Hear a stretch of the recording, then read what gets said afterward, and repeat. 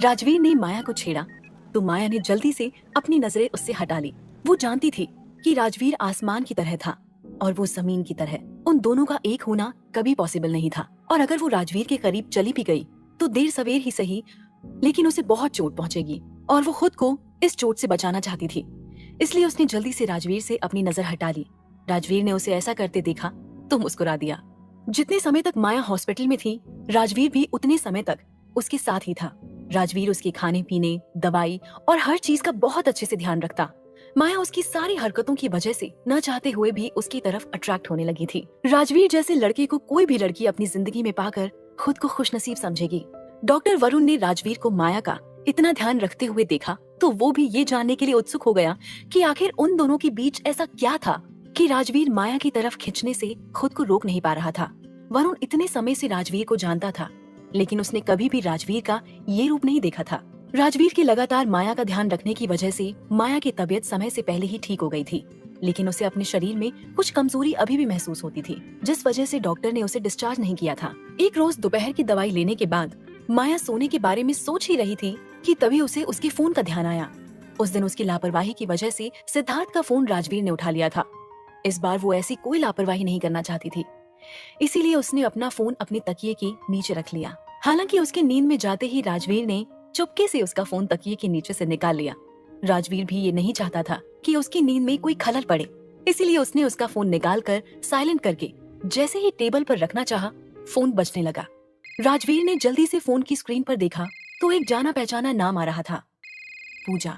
राजवीर को बस इतना याद था कि पूजा माया की दोस्त थी, इसलिए उसने बार बार फोन के बजने पर फोन उठा लिया। तभी दूसरी तरफ से पूजा नॉन स्टॉप बोलने लगी, माया कहाँ हो तुम? तुम्हें मैंने घर की चाबी दी थी ना, लेकिन घर को तो देखकर ऐसा लग रहा है जैसे तुम यहाँ पर रह ही नहीं रही हो। तुम कहाँ हो आजकल? क्या तुम घर वापस चली गई? क्या तुम्हारी उस खड़ूस माँ ने तुम्हें घर वापस बुला लिया? उसके इतने सारे सवालों को एक साथ सुनकर राजवीर ने फोन अपने कान से दूर किया और फिर धीरे से बोला, हेलो। माया के फोन पर एक आदमी की भारी आवाज सुनकर पूजा हैरान रह गई। उसने फोन कान से हटाकर फोन की स्क्रीन को देखा और फिर दोबारा फोन कान से लगाते हुए बोली, तुम कौन हो? और ये मेरी दोस्त का फोन है। ये सुनकर राजवीर ने धीरे से कहा, मैं राजवीर राठौड़। उसके ये 3 शब्द ही पूजा को उसकी जगह पर ही जमा देने के लिए काफी थे। उसे ऐसा लग रहा था जैसे फोन पर दूसरी तरफ से जो आदमी था वो बहुत ही ज्यादा स्ट्रिक्ट था। फिर पूजा ने कहा, माया कहाँ है? राजवीर ने उसे माया की तबीयत खराब होने की बात बताई और उसे अस्पताल का नाम भी बता दिया और फोन रख दिया। वहीं दूसरी तरफ पूजा राजवीर के नाम के बारे में सोच रही थी। ये नाम कुछ जाना पहचाना सा लग रहा था। तभी उसके दिमाग में कुछ क्लिक हुआ और उसे याद आया कि माया की मैरिज सर्टिफिकेट पर भी तो यही नाम था। ये सोचते ही उसके दिमाग की बत्ती चली और वो बोली, क्या माया ने अपने पति को ढूंढ लिया? इस आदमी की आवाज तो मुझे बहुत डरावनी लग रही है। कहीं माया इसकी वजह से तो हॉस्पिटल में नहीं है? ये सोचकर वो जल्दी से अपना बैग लेकर अस्पताल की तरफ भागी। दूसरी तरफ हॉस्पिटल में बैठा राजवीर फोन वापस रखने ही वाला था कि तभी फोन दोबारा बजने लगा। राजवीर ने सोचा शायद पूजा ने ही दोबारा कॉल किया होगा वार्ड नंबर जानने के लिए, लेकिन उसने जैसे ही फोन देखा उस फोन पर एक अनजान नाम फ्लैश हो रहा था। राजवीर ने कुछ देर तक उस नाम को देखा, मिस्टर देसाई। इस नाम को देखते ही राजवीर कुछ पलों के लिए सोच में पड़ गया कि ये कौन हो सकता था। इससे पहले कि वो कॉल आंसर कर पाता, कॉल दूसरी तरफ से कट हो गया।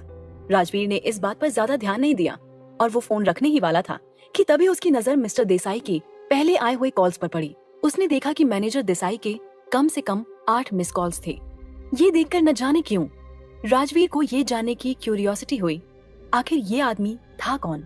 वो ये सोच ही रहा था कि तभी अचानक से फोन दोबारा बजने लगा। राजवीर ने देखा तो फिर से मिस्टर देसाई उसके नंबर पर फोन कर रहे थे। इस बार राजवीर ने जल्दी से फोन उठा लिया और बिना कुछ बोले दूसरी तरफ की आवाज सुनने लगा। दूसरी तरफ से मिस्टर देसाई बोले, हेलो माया, कैसी हो तुम? ये क्या तरीका है तुम्हारा? क्या तुम प्रोफेशन ऐसे मैनेज करती हो?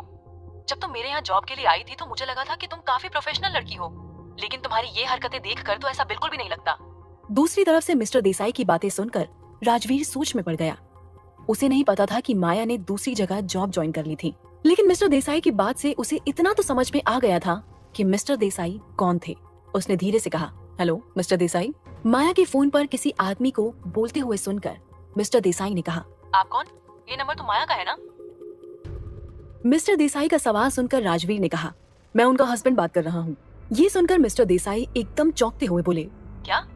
लेकिन उसकी तो शादी नहीं हुई। क्या वो शादीशुदा है? ये कब हुआ? अभी कुछ दिनों पहले तो उसका ब्रेकअप हुआ था। उसकी बात सुनकर राजवीर चिढ़ते हुए बोला, ब्रेकअप में और शादी में काफी फर्क होता है। मैं ब्रेकअप की बात नहीं कर रहा, मैं शादी की बात कर रहा हूँ। उसकी बात सुनकर मिस्टर देसाई को एहसास हुआ कि वो फ्लो में कुछ ज्यादा ही बोल गए थे।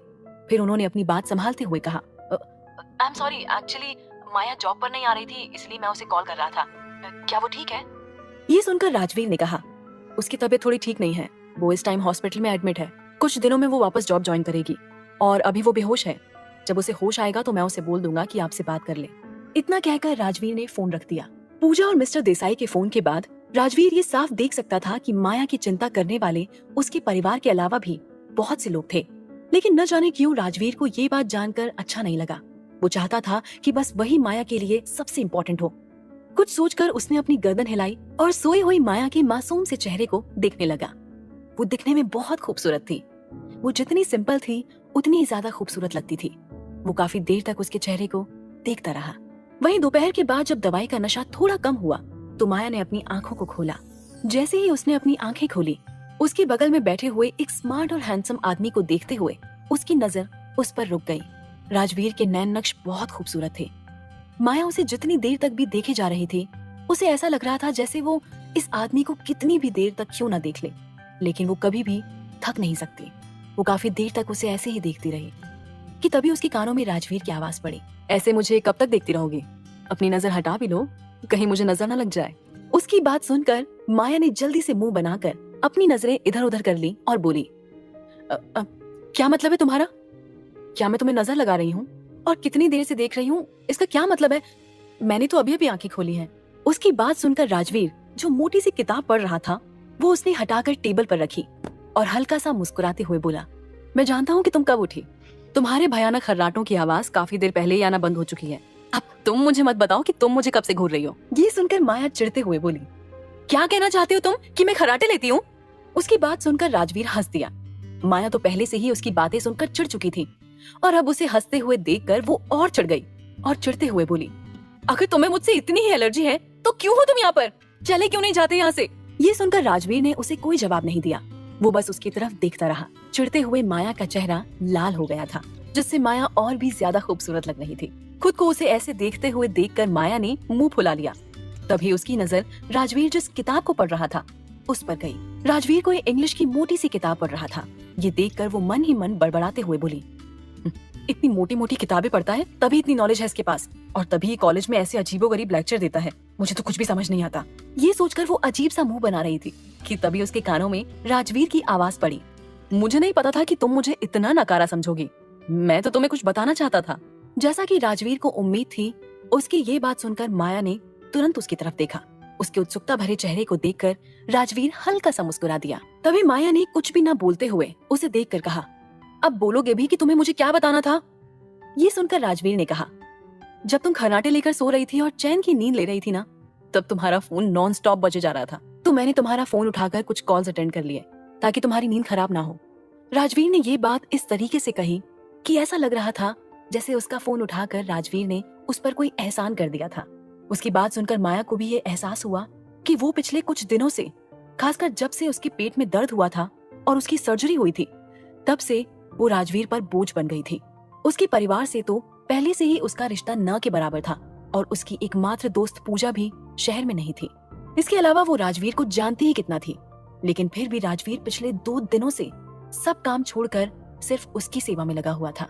ये सोचकर ही माया को राजवीर के लिए थोड़ा बुरा लगने लगा और साथ ही उसे लगा कि कुछ समय पहले जो व्यवहार उसने राजवीर के साथ किया वो सही नहीं था। माया ने धीरे से अपनी नजरें झुकाई और राजवीर की तरफ बिना देखे ही धीरे से कहा, मेरा ख्याल रखने के लिए थैंक यू। ये सुनकर राजवीर को कुछ समझ नहीं आया, या यूं कहें कि राजवीर उसे छेड़ने के मूड में था, तो उसने माया को छेड़ते हुए कहा, क्या मेरे कान ठीक से काम नहीं कर रहे हैं, या मेरे कान में कुछ घुस गया है जो मुझे तुम्हारी आवाज ही आनी बंद हो गई है? माया उसकी इस बात पर चिढ़ गई। उसे गुस्सा तो बहुत आ रहा था, लेकिन फिर उसने एक बार फिर से अपनी आवाज को थोड़ा तेज करते हुए कहा, मैं जानती हूँ कि आप मेरे लिए पिछले 2 दिनों से अपना सारा काम छोड़कर यहाँ रुके हुए हैं, उसके लिए थैंक यू। उसकी बात सुनकर राजवीर के चेहरे पर मुस्कान आ गई।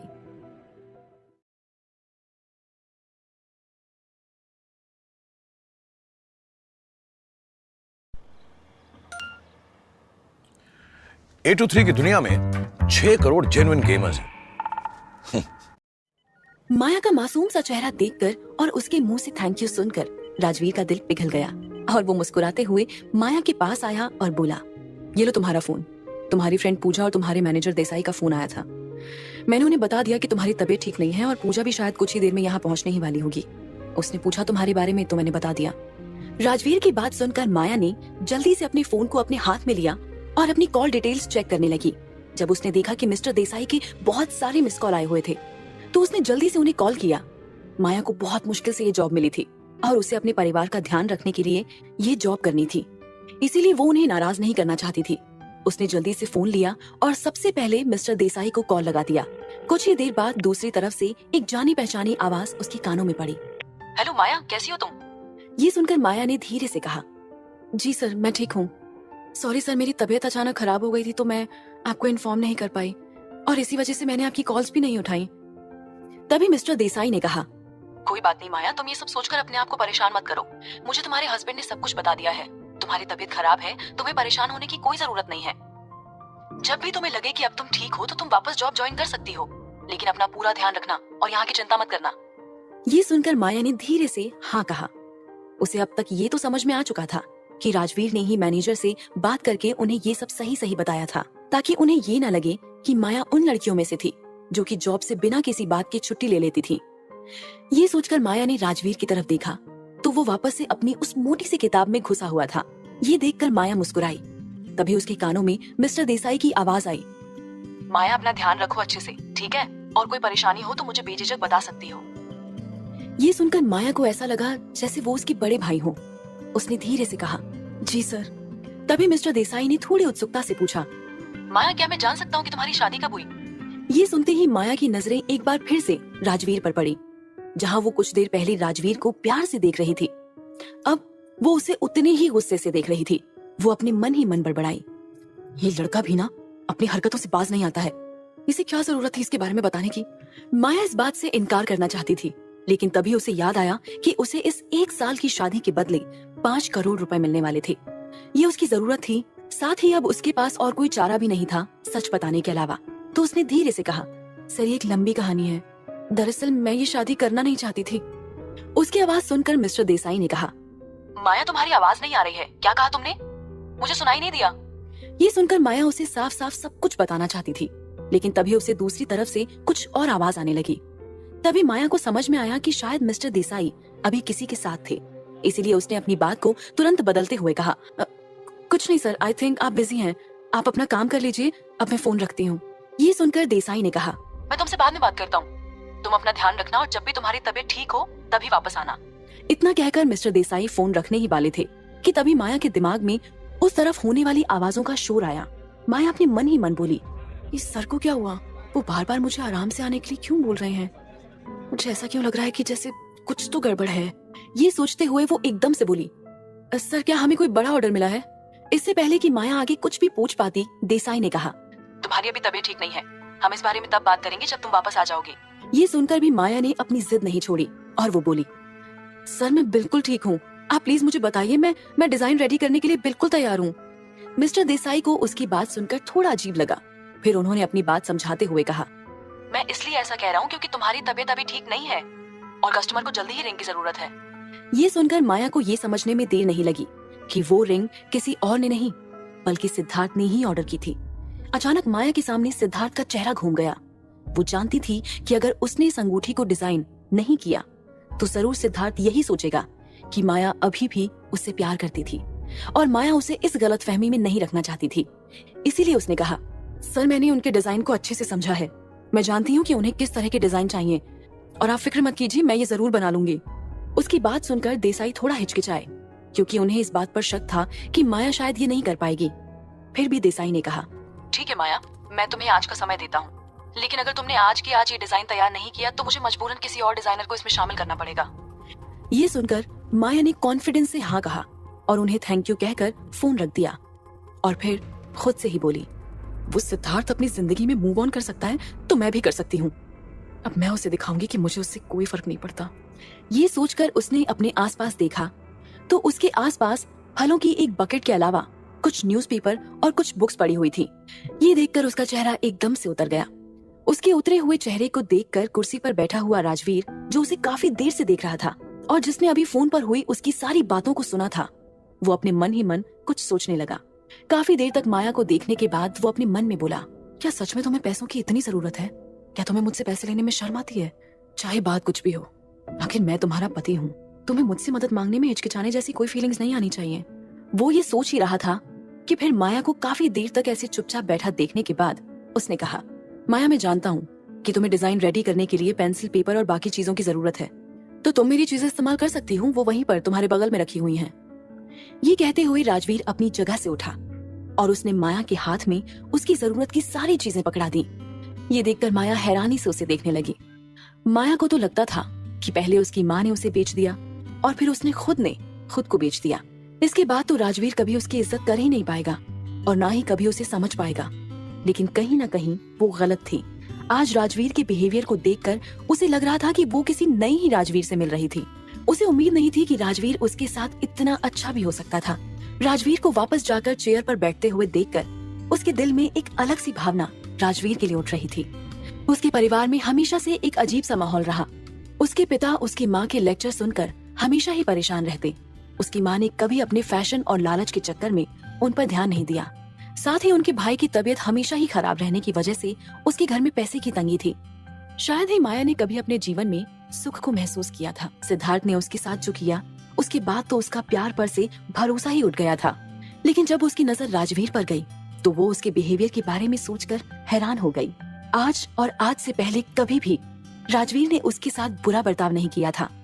वो हमेशा ही उसका ख्याल रखता था। यहाँ तक कि अभी भी वो पिछले 2 दिन से अपना सारा काम छोड़कर हॉस्पिटल में उसकी सेवा में लगा हुआ था। क्या अब वो सचमुच में पति पत्नी थे? वो इस सोच में पड़ गई। उसका घाव अभी पूरी तरह से ठीक नहीं हुआ था, इसीलिए वो बिस्तर पर ही बैठी रही और काफी देर तक अपनी बीती जिंदगी के बारे में सोचती रही। बैठे बैठे जब वो थोड़ी बोर होने लगी तो उसने अपनी नजर उठाकर देखा। इस समय वहाँ राजवीर नहीं था। माया का तो ध्यान ही नहीं गया था कि कब राजवीर उस कमरे से उठकर चला गया। वो भले ही यहाँ बैठी थी, लेकिन शायद वो अपनी सोच में इस कदर गुम थी कि उसे राजवीर के जाने का पता ही नहीं चला। माया को अचानक से अपने पेट में दर्द और भूख का एहसास हुआ। ये याद करके माया ने तुरंत ही पास में रखी टेबल से कुछ फ्रूट उठाने के लिए अपना हाथ बढ़ाया। लेकिन इससे पहले कि वो फ्रूट तक पहुंच पाती, अचानक ही उसके हाथ से किसी ने फ्रूट छीन लिया। माया ने हैरानी से उस तरफ देखा तो उसके बगल में एक औरत खड़ी हुई थी। उस औरत ने एक रेशम साड़ी पहन रखी थी। उस औरत की उम्र लगभग 50 के आसपास होगी और उस औरत के चेहरे पर घमंड साफ झलक रहा था। माया ने अच्छे से याद करने की कोशिश की, लेकिन उसे याद नहीं आया कि वो औरत कौन थी। माया ने एक बार फिर उस औरत की तरफ देखकर कहा, मुझे लगता है कि आप किसी गलत वार्ड में आ गई हैं। मैं आपको नहीं जानती। ये सुनकर उस औरत ने माया को देखकर एक तिरछी मुस्कान दी, जैसे वो उसका मजाक उड़ा रही हो।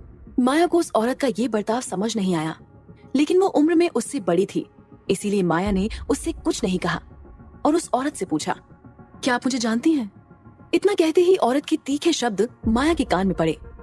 तुम मुझे नहीं जानती हो, लेकिन मेरे बेटे को तो अच्छी तरह से जानती हो ना। मैं सिद्धार्थ की माँ हूँ। सिद्धार्थ को तो जानती हो ना तुम? वही सिद्धार्थ जिसे तुमने पैसों के लिए फंसाया था। याद आया कुछ? सिद्धार्थ का नाम सुनते ही माया हैरानी से सिद्धार्थ की माँ को देखने लगी। उसे समझ में नहीं आ रहा था कि सिद्धार्थ की माँ उससे मिलने क्यों आई थी। वो उनसे पहले कभी भी नहीं मिली थी, इसीलिए सिद्धार्थ की माँ का अस्पताल में आना उसे बहुत अजीब लगा।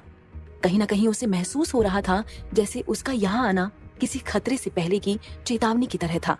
वो सोच रही थी कि तभी उसके कानों में उस औरत की तीखी आवाज फिर से पड़ी, पहचान लिया मुझे, या फिर कोई और इंट्रोडक्शन चाहिए तुम्हें? ये सुनकर माया ने गहरी सांस ली। उसे ऐसा लग रहा था जैसे उस औरत के सामने वो कोई चींटी हो जिसे वो औरत मसल कर चली जाएगी। माया उसकी नजरों को खुद पर महसूस करके असहज महसूस कर रही थी, लेकिन उसने बिना सोचे समझे और उनकी बात बिना सुने कुछ भी कहने की कोशिश नहीं की। तभी सिद्धार्थ की माँ ने कहा, मैंने सुना है कि तुमने मेरे बेटे सिद्धार्थ को छोड़ दिया और उसी के अंकल राजवीर से शादी कर ली है। ये कहते हुए उनके शब्द में सवाल कम और माया को नीचा दिखाने की कोशिश ज्यादा लग रही थी।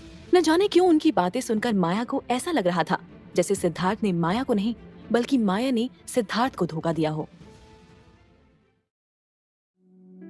सिद्धार्थ की माँ की बात सुनकर माया का दिल टूट गया।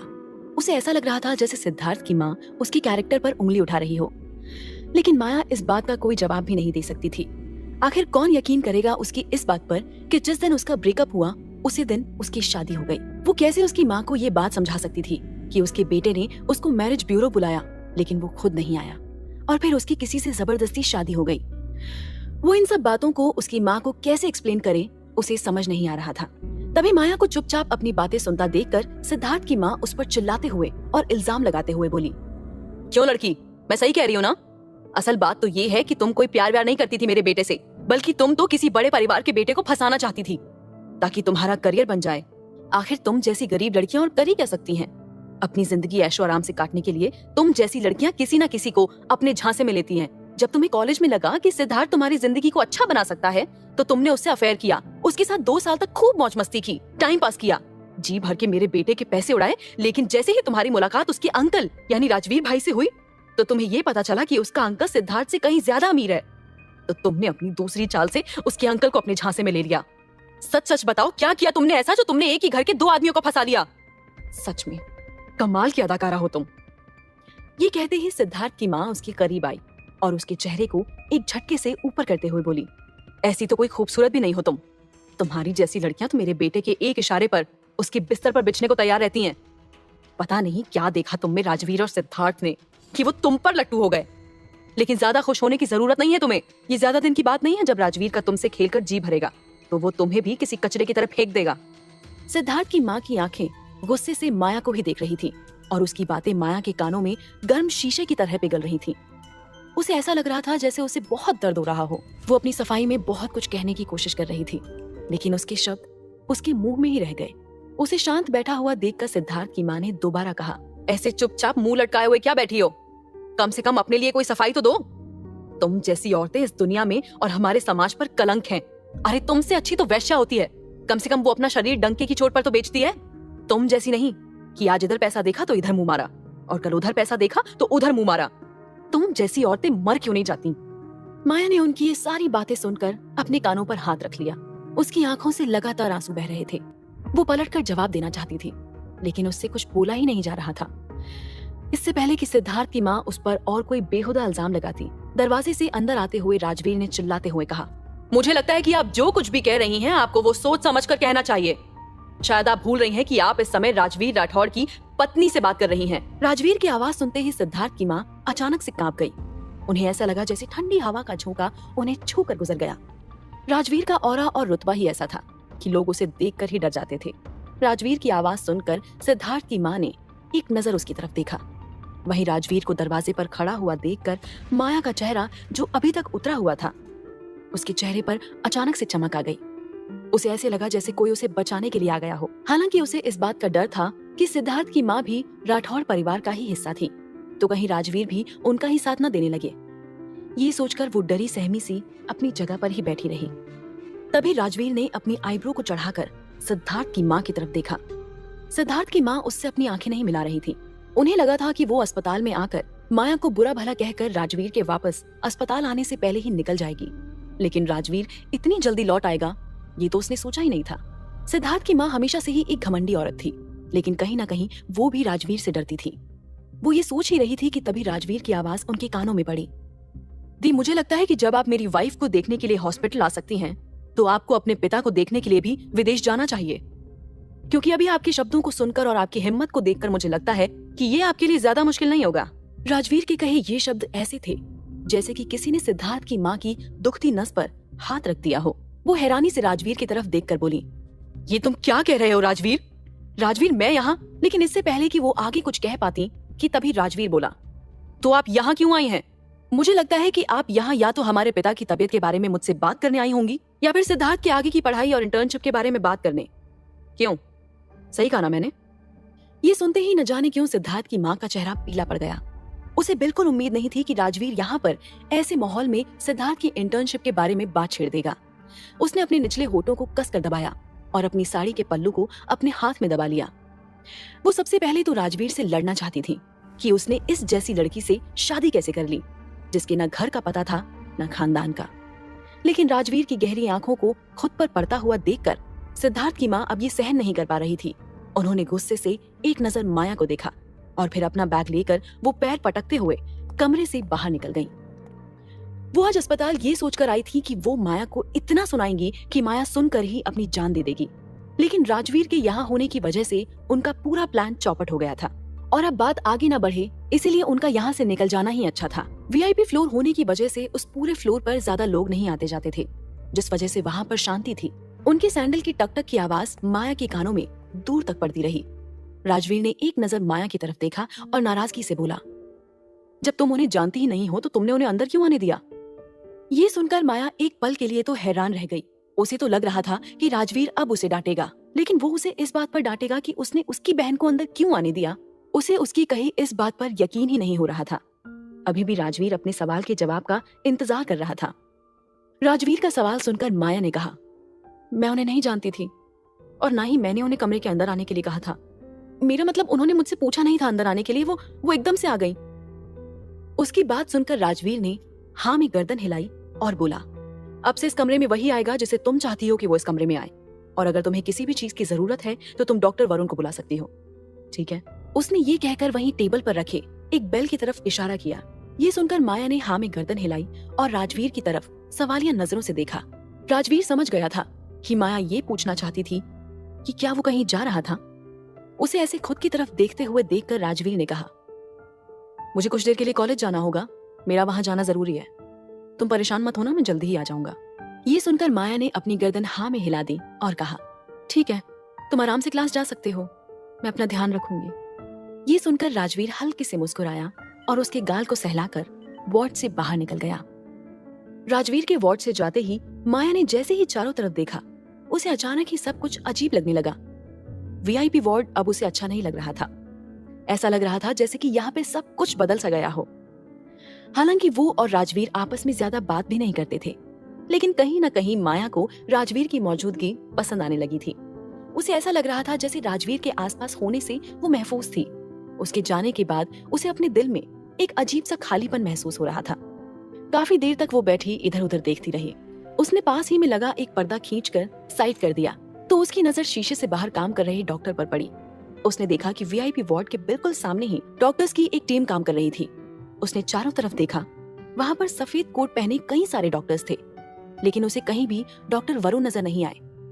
माया अब तक ये तो समझ चुकी थी कि डॉक्टर वरुण और राजवीर में अच्छी दोस्ती थी, क्योंकि उसकी छोटी सी सर्जरी हुई थी और उसी के लिए राजवीर ने वरुण जैसे फेमस डॉक्टर को उसके इलाज में लगा दिया था। राजवीर असल में कौन था? यहाँ तक कि सिद्धार्थ की माँ जो राजवीर की बड़ी बहन थी, वो खुद भी राजवीर की मौजूदगी महसूस करते ही भीगी बिल्ली की तरह बन गई थी। ये सब सोचते हुए उसके चेहरे पर एक भीनी सी मुस्कान तैर गई। काफी देर तक बोर होने के बाद उसने वो पेपर और पेन लिए जो राजवीर ने उसे लाकर दिए थे। फिर उसने अपने बैग से एक छोटी सी नोटबुक निकाली जिसमें उसने सिद्धार्थ के द्वारा बताए गए डिजाइन्स की नोट लिखे थे। उसने उस नोटबुक पर लिखी बारीकियों को ध्यान से पढ़ा। हालांकि वो डिजाइन थोड़ा सा अलग था, लेकिन माया को यकीन था कि वो वैसा ही डिजाइन बना सकती थी। माया ने पेपर और पेन लिया और बड़े ध्यान से उसके ऊपर कुछ बनाना शुरू कर दिया। माया ने एक डिजाइन बनाया, लेकिन उससे वो बना नहीं तो उसने उस कागज को रोल बनाकर एक तरफ फेंक दिया। उसने काफी देर तक ऐसे ही किया। वो बनाती रही और कागज फाड़कर बगल में फेंकती रही। कुछ देर बाद उसे फाइनली ऐसा लगा जैसे उसे कुछ मिल गया हो। उसने जल्दी से पेंसिल हाथ में ली और अपने दिमाग में आए डिजाइन को वो कागज पर बनाने लगी। क्योंकि ये एक शादी की अंगूठी थी, इसमें हीरे का होना तो जरूरी था। इसीलिए माया ने एक हीरे की अंगूठी का खूबसूरत डिजाइन बनाया जिसमें उस बेशकीमती हीरे का इस्तेमाल किया। वो काफी देर तक अपनी इसी रचना में गुम रही कि तभी उसका ध्यान दरवाजे पर हुई आवाज से टूटा। इरिटेट होते हुए उसने ऊपर देखा तो सामने खड़े हुए इंसान को देखकर उसकी आंखें चमकने लगी और वो मुस्कुरा कर बोली, तुम वापस आ गई। उसकी बात सुनते ही पूजा भागते हुए उसके पास आई और उसको गले से लगाते हुए बोली, तो मेरी जान, मैंने तुझे 2 दिन के लिए अकेला क्या छोड़ा, तू अस्पताल पहुंच गई। ये कहते हुए उसने माया को गले से लगा लिया और माया भी पूजा को देखकर बहुत खुश थी। पूजा को देखते हुए उसे ऐसा लगा जैसे उसका कोई परिवार वाला उसके साथ हो। पूजा के गले लगते ही उसकी आंखें आंसुओं से भर आई थीं, लेकिन उसने अपनी आंखों की नमी को जल्दी से साफ कर लिया और मुस्कुराते हुए पूजा से बोली, कैसी हो तुम? पूजा ने भी मुस्कुराकर हाँ में गर्दन हिला दी और कमरे को बड़े ध्यान से देखने लगी। पूजा वीआईपी वार्ड को बड़े ध्यान से देख रही थी। उसे वार्ड को ऐसे देखते हुए देखकर माया ने कहा, तुम ऐसे क्या देख रही हो, कुछ ढूंढ रही हो क्या? माया के सवाल पर पूजा ने कहा, वाह यार, ये हॉस्पिटल का कमरा है या किसी 5 स्टार होटल का कमरा? सच में यार, आज तक मैंने इतना खूबसूरत हॉस्पिटल का कमरा नहीं देखा। मुझसे कोई कहे तो मैं जिंदगी भर यही रह सकती हूँ। अगर कोई मुझसे कहे ना कि मुझे बीमार होकर इस कमरे में रहना है, तो सच में मैं तैयार हूँ इसके लिए। उसकी बात सुनकर माया हंसते हुए बोली, अरे बस कर यार, कुछ भी बोल रही है तू। बोलने से पहले सोच तो लिया कर कि क्या बोल रही है। तू जानती है ना, कभी कभी हमारी कहीं बातें सच हो जाती हैं। कहीं तुझे सच में यही हॉस्पिटल में ना रहना पड़े। ये सुनकर पूजा ने मुस्कुराते हुए कहा, काश ऐसा हो पाता यार। देख तो सही, क्या आलीशान बेड है, रूम में टीवी भी है, और ये बड़ी सी खिड़की तो देख। यहाँ तो इस शीशे को खोलते ही कितनी ठंडी ठंडी हवा आएगी। ये कहते हुए वो कमरे को देखकर आहें भर रही थी। माया ने उसकी बात सुनकर अपनी गर्दन ना में हिलाई और हंसते हुए बोली, तेरा कुछ नहीं हो सकता। तभी पूजा को कुछ याद आया और उसके चेहरे के एक्सप्रेशंस अचानक से बदल गए। कुछ सोचते हुए उसने माया को घूरा तो माया बोली, अब क्या हुआ तुझे? माया के सवाल पर पूजा ने अपने हाथ अपनी कमर पर रखते हुए कहा, तू मेरा घर छोड़कर कब आई? और तुम्हें ऐसा क्या हुआ है जो तुम हॉस्पिटल में एडमिट होना पड़ा? तुम्हारी इतनी तबीयत खराब थी और तुमने मुझे एक बार भी कॉल करना जरूरी नहीं समझा? क्या बस यही दोस्ती है हमारी? उसकी बात सुनकर माया थोड़ा सा उदास होते हुए बोली, ऐसा नहीं है पूजा, वो एक्चुअली ये सब इतनी जल्दबाजी में हुआ कि मैं तुम्हें बता ही नहीं पाई। और मुझे लगा कि तुम शादी में बिजी होगी, तो इसलिए मैंने तुम्हें डिस्टर्ब नहीं किया। तुम कभी ये मत सोचना कि मैं तुम्हें भूल गई। एक तुम ही हो जिसने हर हाल में मेरा हमेशा साथ दिया है। मैं तुम्हें कभी नहीं भूल सकती। माया को उदास होते हुए देखकर पूजा ने कहा, अच्छा चल ठीक है, मैं तुझे माफ करने के लिए तैयार हूँ, ठीक है, लेकिन पहले तुझे मुझे ये बताना होगा, तेरे और मिस्टर राठौड़ के बीच की बात कहाँ तक पहुंची? ये कहते हुए पूजा माया के बेड पर आकर बैठ गई। उसकी आंखों में शरारत देखकर माया ने उसे चुप करते हुए कहा, बस कर, कुछ भी बोलती रहती है। ये सुनकर पूजा बोली, वैसे मैं तो बहुत खुश हूँ कि तूने उस बेवकूफ सिद्धार्थ से शादी न करके मिस्टर राठौर से शादी की। हालांकि मैं उनके बारे में ज्यादा नहीं जानती, लेकिन मुझे यकीन है कि ये सिद्धार्थ से तो अच्छा ही होगा। अब बताना, तेरे और उनके बीच में क्या चल रहा है? दरअसल पूजा सिद्धार्थ को बिल्कुल पसंद नहीं करती थी। वो जानती थी कि सिद्धार्थ किस तरह का लड़का था। उसने कई बार माया को सिद्धार्थ की सच्चाई बताने की कोशिश भी की, लेकिन माया सिद्धार्थ के प्यार में इतनी पागल थी कि उसने कभी भी पूजा की बातों को सच नहीं माना। इसीलिए जब पूजा को ये पता चला कि माया ने सिद्धार्थ से शादी न करके किसी और से शादी कर ली थी, तो वो खुश हो गई। माया उसकी बातों को सुनकर कुछ सोच रही थी कि तभी पूजा ने धीरे से उसके कान में कहा, वैसे माया, मुझे लगता है कि तेरे और राजवीर के बीच अब प्यार तो हो ही जाना चाहिए, है ना? वैसे मुझे तो राजवीर बहुत पसंद है, तुझे कैसा लगा? ये सुनकर माया ने उसे घूर कर देखा। अब वो पूजा को कैसे बताती कि उन दोनों की शादी सिर्फ 1 साल के लिए थी और उस 1 साल की शादी के लिए माया उससे 5 करोड़ रुपए लेने वाली थी। ये सब सोचकर माया परेशान हो गई। उसे समझ नहीं आ रहा था कि जब पूजा को ये सब बात पता चलेगी तो पूजा कैसे रिएक्ट करेगी। माया ये सब सोच रही थी कि तभी पूजा ने कहा, माया तू सुन भी रही है कि मैं क्या कह रही हूँ?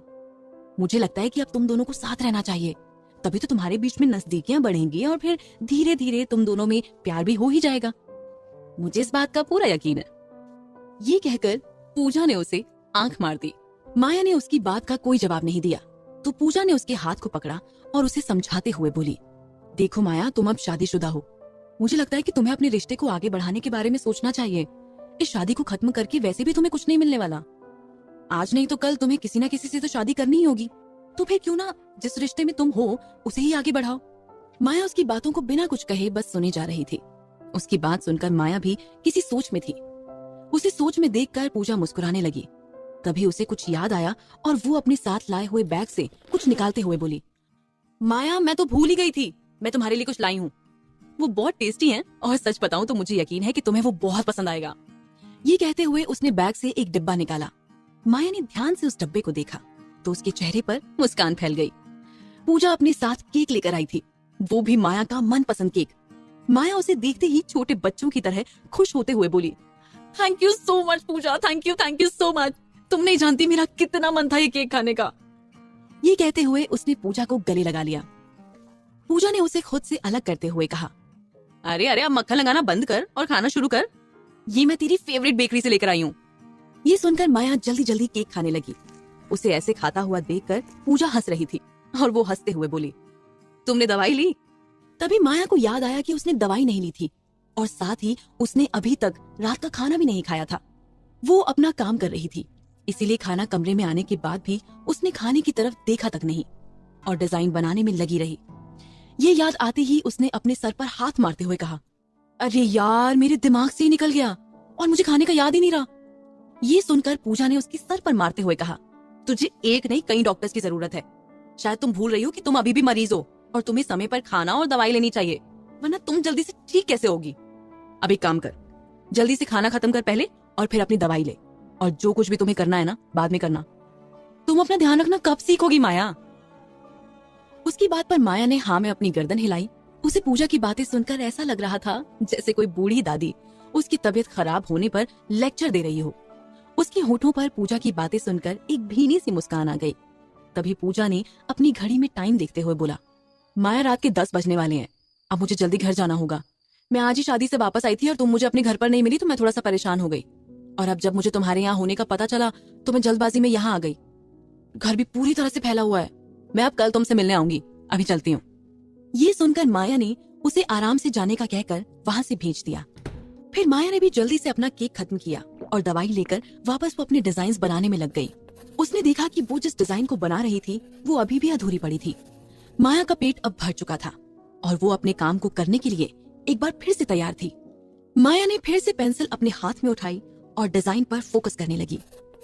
हालांकि राजवीर के वहां ना होने की वजह से माया को उस कमरे में बहुत अकेलापन महसूस हो रहा था, लेकिन उसके पास उसकी पेंसिल और नोटबुक थी, इसीलिए उसे टाइम का पता ही नहीं चला। लगभग आधे घंटे बाद किसी ने दरवाजा खोला, लेकिन दरवाजा खोलने की आवाज से भी माया का ध्यान नहीं टूटा और वो अपने काम में ही लगी रही। उसे ऐसे काम करते हुए देखकर राजवीर मन ही मन मुस्कुराया और अंदर आते हुए बोला, तुमने अभी तक अपनी डिजाइन पूरी नहीं की, शायद तुम्हें आराम कर लेना चाहिए, बाकी का काम बाद में कर लेना। उसकी बात सुनकर माया ने उसकी तरफ देखते हुए कहा, आपको क्या लगता है कि डिजाइन बनाना कोई छोटी बात है? ये सुनकर राजवीर बोला, ये तो तुम ही जानो, जरा दिखाओ तो मुझे, मैं भी तो देखूं कि क्या बनाया तुमने। राजवीर उत्सुकता से उसके पास आया। वो देखना चाहता था कि माया ऐसा क्या बना रही थी जिसे बनाने में उसे इतना समय लग रहा था, लेकिन माया उसकी बात सुनकर थोड़ा सा हड़बड़ा गई। उसने जल्दी से अपने डिजाइन पर अपने दोनों हाथों को रख लिया और बोली, नहीं, ये तुम अभी नहीं देख सकते, ये अभी पूरा नहीं हुआ है। उसने इतना कहा ही था कि तभी उसका फोन बजने लगा। रिंग की आवाज सुनकर माया ने अपने फोन की तरफ देखा और मन ही मन बोली, ये फोन हमेशा गलत टाइम पर ही क्यों बजता है। कुछ सोचकर उसने अपना एक हाथ अपने डिजाइन से हटाया और फोन उठा लिया। दूसरी तरफ से एक आवाज आई, हेलो माया, तुम कौन से फ्लोर पर हो? मैं तुम्हारे हॉस्पिटल के बाहर खड़ा हूँ, लेकिन मुझे तुम्हारा वार्ड नंबर नहीं पता। मिस्टर देसाई की ये बात सुनकर माया ने तुरंत घड़ी की तरफ देखा जिसमें रात के 11 बजने वाले थे। माया को कुछ समझ नहीं आया कि उसकी मैनेजर इस समय वहां पर क्या कर रहे थे। वो उनसे कहना चाहती थी कि ये कोई मिलने का टाइम नहीं था, लेकिन माया नहीं कह पाई। उसने एक नजर राजवीर की तरफ देखा तो राजवीर उसकी बातें नहीं सुन रहा था, वो बस उसकी बनाई हुई डिजाइन्स को देख रहा था।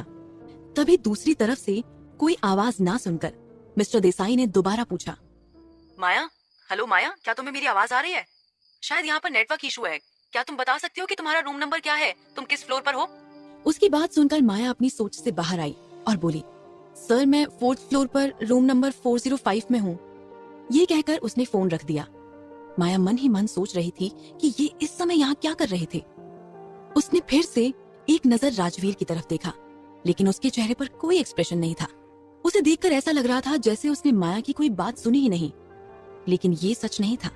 राजवीर ने माया के फोन पर दूसरी तरफ से आई हुई आवाज को सुन लिया था। माया वापस अपने डिजाइन्स को बनाने में लग गई कि तभी दरवाजे पर एक आहट हुई। राजवीर ने उस तरफ देखा तो उसकी नजर एक 40 साल के आदमी से मिली। वो आदमी अपने हाथों में फूलों का गुलदस्ता लिए खड़ा था और माया को ही देख रहा था। न जाने क्यों राजवीर को मिस्टर देसाई का माया को इस तरह से देखना बिल्कुल पसंद नहीं आया। एक आदमी होने के नाते वो साफ देखकर बता सकता था कि मिस्टर देसाई माया को कुछ अलग ही तरीके से देख रहे थे।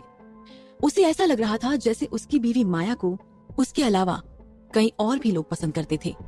राजवीर से ये बिल्कुल बर्दाश्त नहीं हुआ और वो मिस्टर देसाई को घूरने लगा। मिस्टर देसाई की आंखों में माया के लिए इमोशंस देखकर राजवीर को बिल्कुल अच्छा नहीं लग रहा था और गुस्से में उसके हाथों की मुट्ठियां कस गईं। उसका मन कर रहा था कि वो अभी इस आदमी को वार्ड से बाहर फेंक दे, लेकिन माया के बारे में सोचकर उसने ऐसा कुछ भी नहीं किया।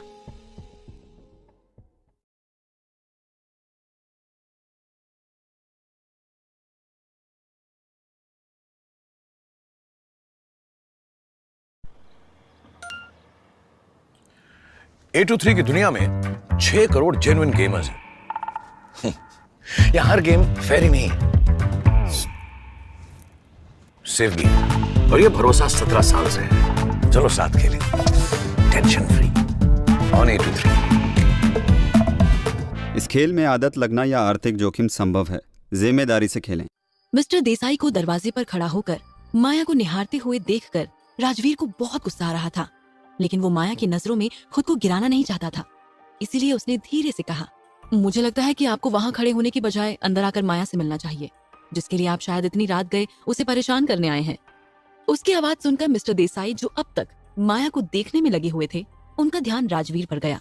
कमरे के दरवाजे पर खड़े होकर उन्हें तो माया के अलावा उस कमरे में कोई और नजर आ ही नहीं रहा था। अब जाकर उन्हें लगा जैसे उस कमरे में माया के अलावा और भी कोई था। न जाने क्यों मिस्टर देसाई को राजवीर की आंखों में अपने लिए गुस्सा नजर आ रहा था। उसे देखकर मिस्टर देसाई को अचानक ही सर्द सा महसूस हुआ। उन्हें लगा जैसे किसी ठंडी हवा के झोंके ने उन्हें जमा दिया हो। उन्होंने एक बार फिर एक नजर राजवीर की तरफ देखा तो राजवीर की नजरें अभी भी उन्हें ही घूर रही थी। ये देखकर मिस्टर देसाई ने खुद को अंदर जाने के लिए तैयार किया। राजवीर की आवाज सुनकर माया का ध्यान भी उन दोनों पर चला गया। माया ने मिस्टर देसाई को दरवाजे पर खड़े हुए देखकर हल्का सा मुस्कुरा कर कहा, आप आ गए सर, आइए अंदर आइए प्लीज। माया की आवाज सुनकर मिस्टर देसाई वार्ड के अंदर आए। उनकी नजरें रह रहकर अभी भी राजवीर पर ही जा रही थी। राजवीर का ऑरा ही कुछ ऐसा था कि वो उसे चाहकर भी इग्नोर नहीं कर पा रहे थे। राजवीर के महंगे कपड़े और उसके खड़े होने के तरीके को देखकर ही कोई भी बता सकता था कि राजवीर कोई साधारण आदमी नहीं था। हालांकि मिस्टर देसाई राजवीर की पहचान के बारे में कुछ नहीं जानते थे, इसलिए उन्होंने पहले ही अपने बारे में बताना शुरू किया। हेलो, मैं मिस्टर देसाई हूँ, माया हमारे ही शोरूम में काम करती है। ये कहते हुए मिस्टर देसाई ने अपना सीधा हाथ राजवीर की तरफ बढ़ा दिया। राजवीर उनकी आंखों में लगातार देख रहा था। उसने काफी सेकंड तक मिस्टर देसाई के हाथ को देखा, लेकिन उसने हाथ नहीं मिलाया। ये देखकर मिस्टर देसाई को थोड़ा अजीब लगा और उन्होंने शर्मिंदगी से अपना हाथ पीछे कर लिया। उन्होंने अपना ध्यान राजवीर से हटाया और हाथ में लिया फूलों का गुलदस्ता माया की तरफ बढ़ा दिया। माया भी राजवीर की ये हरकत देखकर मन ही मन बड़बड़ाई। माया अभी भी डिजाइन पर काम कर रही थी, जिस वजह से उसके हाथ खाली नहीं थे। ये देखकर मिस्टर देसाई ने कहा, कोई बात नहीं, तुम डिजाइन बना रही हो तो फिर मैं इसे यहीं रख देता हूँ। इतना कहकर उसने आसपास देखा तो उसे वहां कोई भी वास नजर नहीं आया। उसे थोड़ी शर्मिंदगी महसूस हुई और फिर उसने बिना ज्यादा सोचे समझे उन फूलों के गुलदस्ते को टेबल पर रख दिया और फिर मुड़कर माया की तरफ देखते हुए बोला, तो क्या तुमने अपने डिजाइन को पूरा कर लिया है? माया अभी तक अपने काम में ही लगी हुई थी। उसने मुस्कुराकर धीरे से अपना सर हाँ में हिलाया। माया को देखकर मिस्टर देसाई को अपने पुराने दिनों की याद आ जाती थी। उनमें भी माया की तरह ही कुछ करने का जुनून था। ये सोचते हुए वो माया की तरफ देख रहे थे कि तभी उन्हें अपने ऊपर किसी की ठंडी निगाहें महसूस हुई। मिस्टर देसाई ने मुड़कर देखा तो राजवीर उन्हें घूर रहा था। खुद को ऐसे घूरता हुआ देखकर मिस्टर देसाई अपने गले से थूक गटकने लगे और माया के पास जाकर धीरे से बोले, माया, ये कौन है? माया पहले ही जानती थी कि मिस्टर देसाई ये सवाल जरूर पूछेंगे। उसके ये पूछने के बाद माया मन ही मन सोच रही थी कि काश उसको उनके आने का पता होता तो वो राजवीर को कहीं छिपा देती। लेकिन मिस्टर देसाई बिना कुछ भी बताए हॉस्पिटल आ गए थे और इतनी जल्दबाजी में उसके पास टाइम नहीं था कि वो राजवीर को कहीं भेज सके। और उसे ये तो पता ही था कि वो चाहे कुछ भी कर ले, राजवीर उसकी यहाँ से जाने वाली बात नहीं मानेगा। न चाहते हुए भी उसने राजवीर की तरफ देखकर कहा, ये मेरे पति हैं, डॉक्टर राजवीर राठौड़। उसकी बात सुनकर मिस्टर देसाई ने कहा, अच्छा, क्या ये वही हैं जिनसे मैंने फोन पर बात की थी? ये सुनकर माया ने बिना ज्यादा सोचे अपने होठों को दबाया। वहीं उसका नाम सुनते ही न जाने क्यों मिस्टर देसाई को ऐसा लगा जैसे उन्होंने ये नाम पहले भी कहीं सुना था। मिस्टर देसाई की नजरें एक बार फिर से राजवीर पर चली गई। वो उसकी मौजूदगी को इग्नोर नहीं कर पा रहे थे। उन्होंने अपनी जेब से एक पैकेट निकाला और उसे माया की तरफ बढ़ाते हुए बोले, ये कुछ मेडिसिन हैं जो सर्जरी के बाद तुम्हें दोबारा से हेल्दी होने में मदद करेंगी। एंड डोंट वरी, इसका कोई साइड इफेक्ट नहीं है। उनकी बात सुनकर माया ने धीरे से हाँ में गर्दन हिलाई और तभी उन दोनों के कानों में एक ठंडी आवाज पड़ी, इसके लिए थैंक यू, लेकिन हमें इसकी कोई जरूरत नहीं है। राजवीर की ये बात सुनते ही माया और मिस्टर देसाई का चेहरा सफेद पड़ गया। मिस्टर देसाई को तो ये यकीन ही नहीं हो रहा था कि कोई शख्स किसी के मुंह पर उसे ऐसा कैसे बोल सकता था। इससे पहले कि वो आगे कुछ भी कह पाता, तभी डॉक्टर वरुण दरवाजा खटखटाकर कमरे के अंदर आ गया। वो माया के बगल में खड़े होकर सामने बैठे मिस्टर देसाई को देखने लगा, लेकिन उसने कुछ नहीं कहा। तभी राजवीर ने कहा, मिस्टर देसाई, क्या आपको नहीं लगता कि आपको इस समय यहाँ नहीं आना चाहिए था? ये किसी से मिलने का सही टाइम नहीं है। उसकी बात सुनकर मिस्टर देसाई उसे देखते ही रह गए। उन्हें समझ नहीं आ रहा था कि क्या इस आदमी को इस बात से डर नहीं लगता कि वो माया के बॉस हैं और वो आगे चलकर माया की जॉब में परेशानियां खड़ी कर सकते हैं। ये सब सोचने के बाद भी मिस्टर देसाई उससे कुछ नहीं कह पाए, क्योंकि वे जानते थे कि वे सच में गलत समय पर माया से मिलने आए थे। वही माया अभी भी अपनी डिजाइन्स पूरी करने में लगी हुई थी। ऐसा लग रहा था जैसे कमरे में हो रही बातचीत से उसे कोई लेना देना ही नहीं था। या यूं कहें कि वो अपना शर्मिंदगी से भरा चेहरा छिपा रही थी। हालांकि मिस्टर देसाई अभी जाना नहीं चाहते थे, लेकिन डॉक्टर वरुण को अपनी तरफ देखते हुए देखकर उन्होंने अपनी गर्दन धीरे से हाँ में हिला दी और वो वहां से निकल गए। वो जाते वक्त माया को ही देख रहे थे, लेकिन माया का ध्यान उन पर नहीं था। मिस्टर देसाई ने गहरी सांस ली और वो कमरे से बाहर निकल गए। उनकी आंखों में अभी भी माया से बात करने की इच्छा साफ नजर आ रही थी, जिस बात से राजवीर का दिल जल रहा था।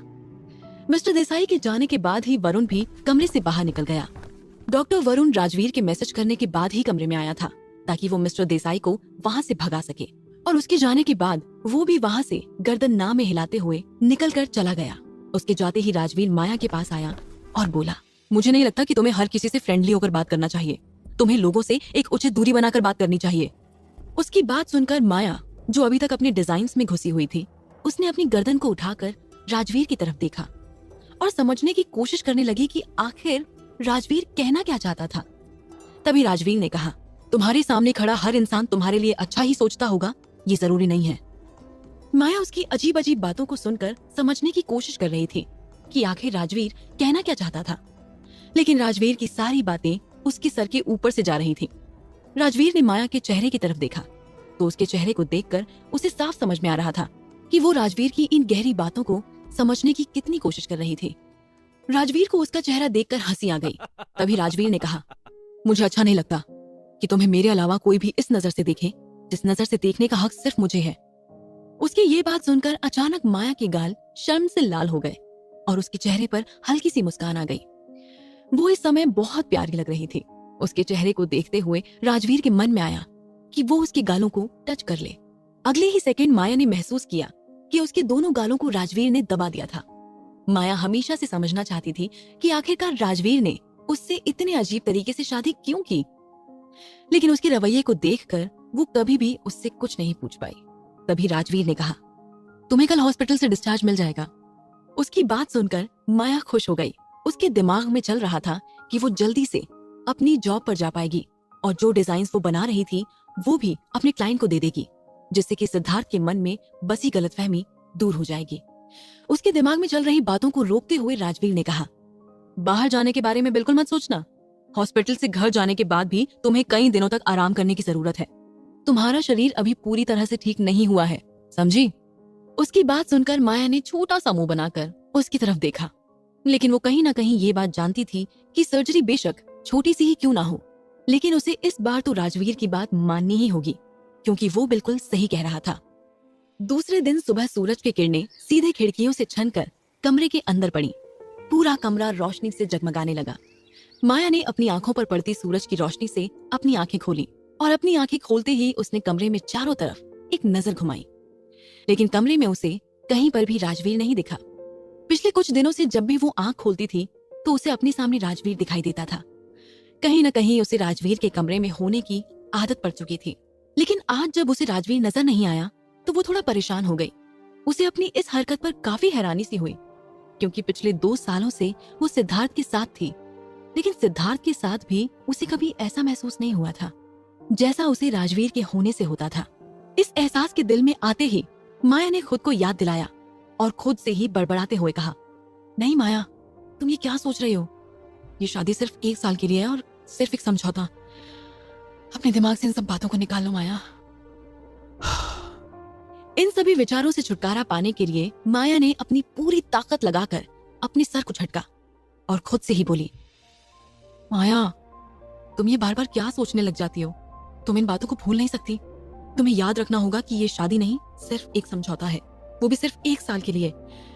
उसके बाद तुम्हें अपनी जिंदगी में लौट कर जाना होगा। ये सब जो कुछ भी तुम कर रही हो वो सिर्फ पैसों के लिए कर रही हो। ये सोचते हुए उसने अपने आप को सब याद दिलाया कि तभी उसके कानों में राजवीर की आवाज पड़ी। तुम जाग गई? उसकी अचानक आवाज सुनते ही माया तुरंत अपनी सोच से बाहर आई और उस तरफ देखा जहां से आवाज आई थी। राजवीर हमेशा की तरह बेहद हैंडसम लग रहा था। उसका चेहरा हमेशा की तरह चमक रहा था और उसके होठों के किनारे हल्के से ऊपर की तरफ उठे हुए थे। उसे देखकर साफ पता चल रहा था कि राजवीर इस समय बहुत अच्छे मूड में था। तभी माया ने पूछा, क्या डिस्चार्ज का सारा प्रोसेस पूरा हो चुका है? उसके सवाल पर राजवीर ने कहा, मुझे लगता है कि तुम्हें पहले नाश्ता करके अपनी दवाइयां ले लेनी चाहिए। बाकी डिस्चार्ज तो बाद में भी हो जाएगा, लेकिन डिस्चार्ज के बाद तुम सीधे अपने कॉलेज या फिर जॉब, यहाँ पर जाने के बारे में सोचना भी मत, वरना मुझसे बुरा कोई नहीं होगा। उसकी धमकी सुनकर माया उसे घूरने लगी